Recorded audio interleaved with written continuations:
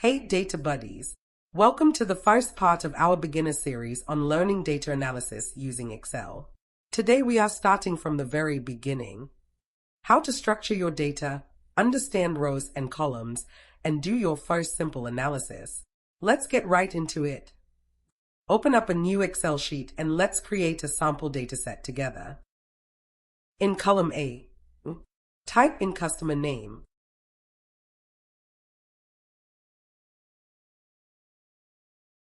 Column B, product. Column C, quantity. Column D, price. Column E, date of purchase.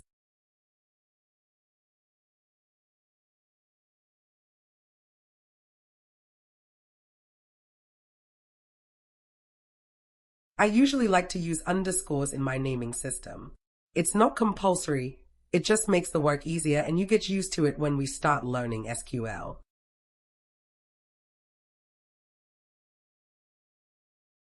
Now let's enter some sample data. You can follow along or copy what I'm doing. For customer name, we have James, Anna, Stephen.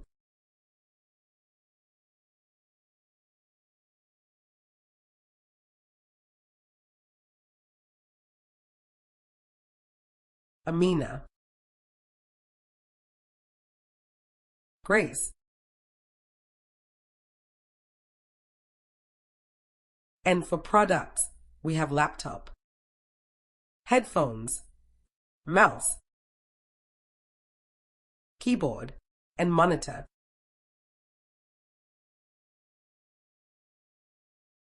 For quantity, we have the values 1, 2, 3, 5, and 1.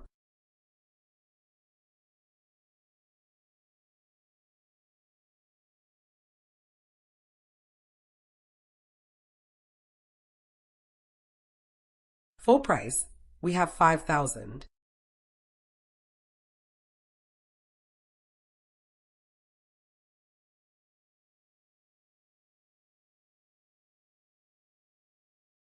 $6,000. 1,600.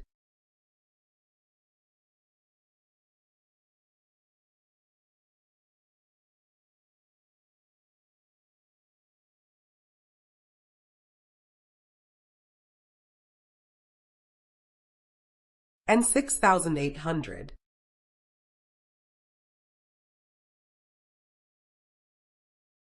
Next, we fill up the date of purchase with sample dates.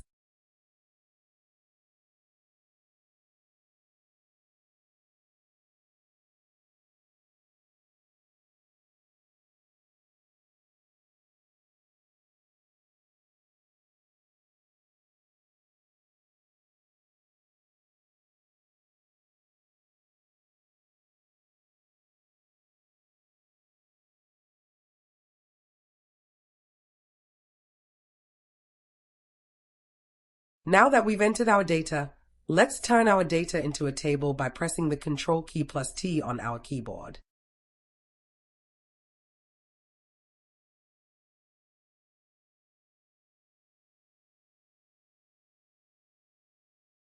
Select My Table as headers and click OK. You can rename your table. We will name this table Sales Data. Now let us look at the structure of our data. Each column represents a type of information, also called a field. Each row represents a record, in our case, one sale. Let's add our first calculated field. We want to know how much each customer spent, which is quantity multiplied by price. So we multiply the values in column C by the values in column D.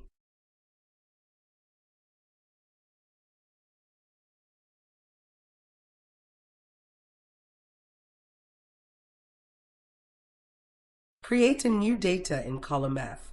Type in total underscore revenue. We want to know the total sales from all customers. The price in column D is the unit price. Hence, the need to multiply by quantity. We will input our formula in column F. It is important to note that all formulas in Excel start with an equal symbol. In cell F2, type in the equal symbol. Click on C2 to select the quantity. Multiply by D2. Use your asterisk as your multiplication symbol. Close the bracket and press Enter. You can see that the column fills up automatically. There is no need for you to repeat the formula for every row. Another way to fill the columns without repeating the formula is by clicking a cell, hover around the cell corner till you get a plus symbol and drag down.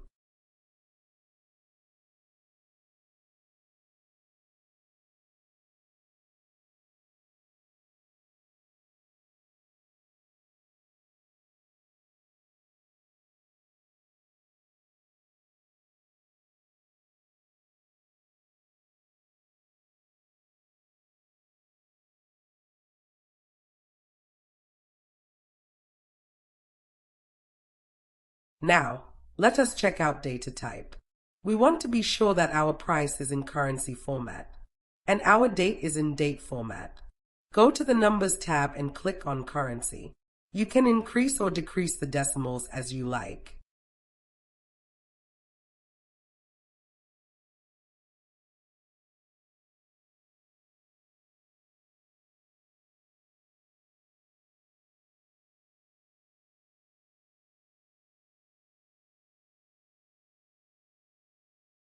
Let us add more data to what we already have. We have Jacob,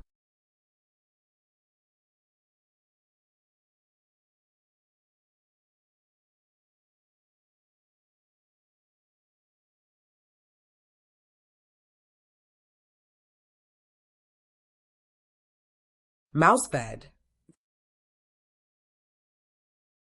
$15.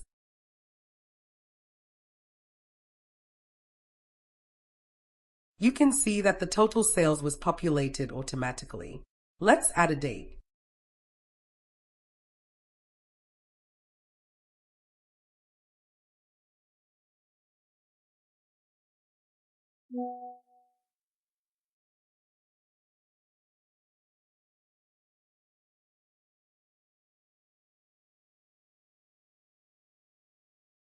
Next, we are going to add dummy data for two customers named Ben and Gina. Follow along.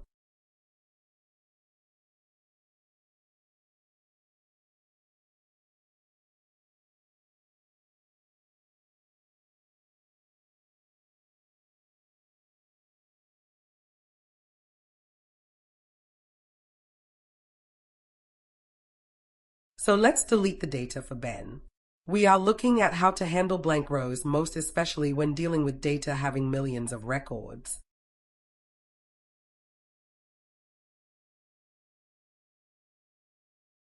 Now, since we've structured our data, we can easily find blank rows by clicking the drop-down icon and select only blanks.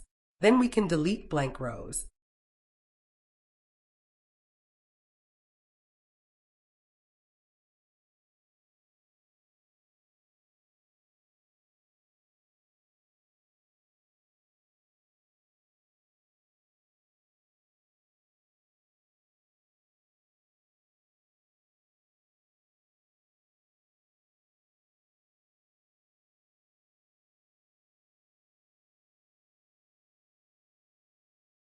However, let's say we have data for Peace, but the price is missing. How do we handle this? Since Peace bought a mouse, we can infer that the price of a mouse is $2,000 by checking for customers who had previously bought a similar item. From the record, Stephen bought a mouse for $2,000. So, we can say that Peace bought 3 mouse at the unit price of $2,000, all things being equal.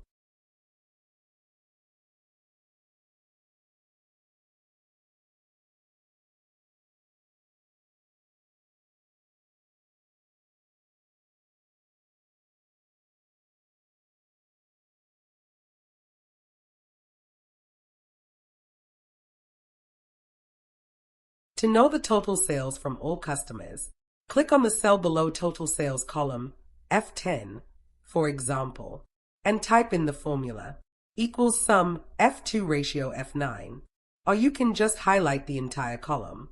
However, it's best to use ratio to capture the columns you are targeting. You use the sum function to perform addition during analysis.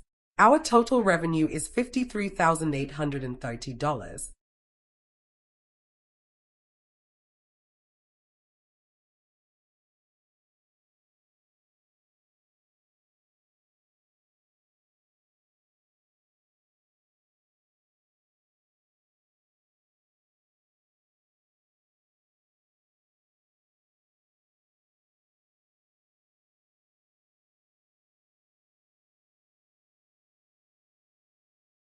There are scenarios where we want to look at revenue by year, month, and day.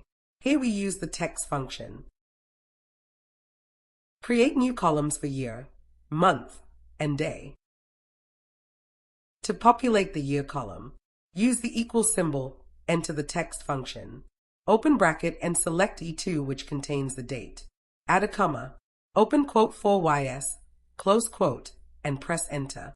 Your year column gets populated. We follow the same procedure for month and day. However, for month, we replace the Y with 4M.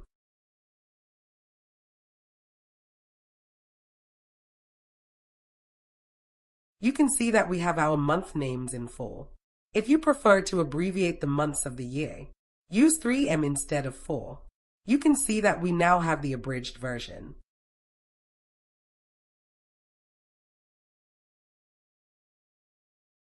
Repeat the same procedure to populate the day column. You use 4D at the end of your formula. And if you so wish for the days to be abbreviated, use 3D. Now, our data is complete. We can decide to sort the data by date. For example, we may want to see which customer bought something first or last and choose to sort the data chronologically. Click the drop-down in the date column. Click on Sort and choose oldest to newest. You can select vice versa. This is the first step in time-based analysis.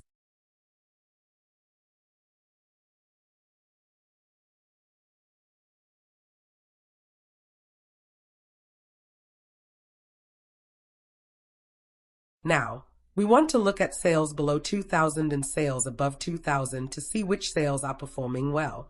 Sales with good performance will be highlighted green, and those with low performance will be highlighted red. Go to your ribbon. On your Home tab, find Conditional Formatting. Highlight Sales Rules and select Between. You can choose any ranges that interest you, or highlight the insight you are trying to generate. You can also use different colors to highlight this. Personally, I use red for low performance and green for good performance. Sales below 2K are highlighted red and those above are highlighted green.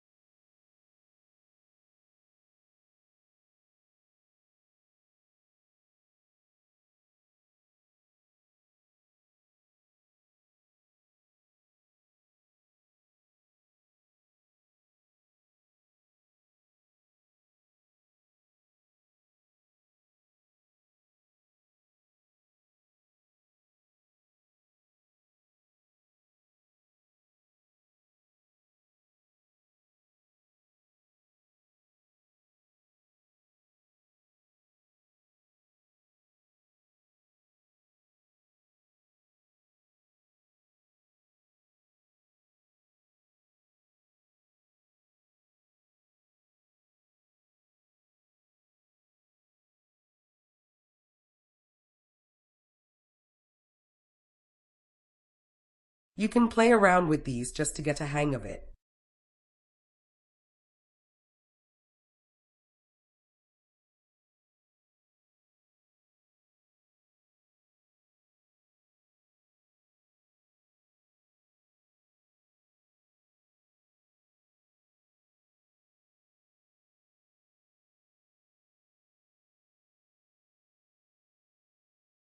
We can have a quick visual to visualize total sales using a bar chart.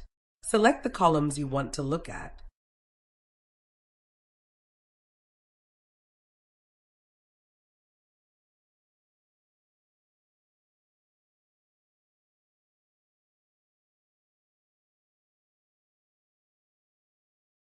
On the ribbon, click on Insert Charts. Select the appropriate chart to visualize. You can play around with these to practice how these work. We will discuss charts in details in other videos.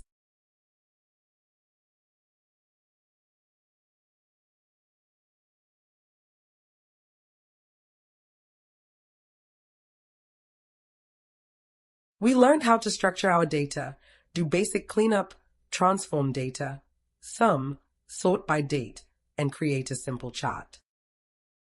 In the next video, we will learn how to clean messy data and use Excel tools to analyze practical datasets. Don't forget to like and subscribe so you don't miss part 2. Drop a comment if you followed along.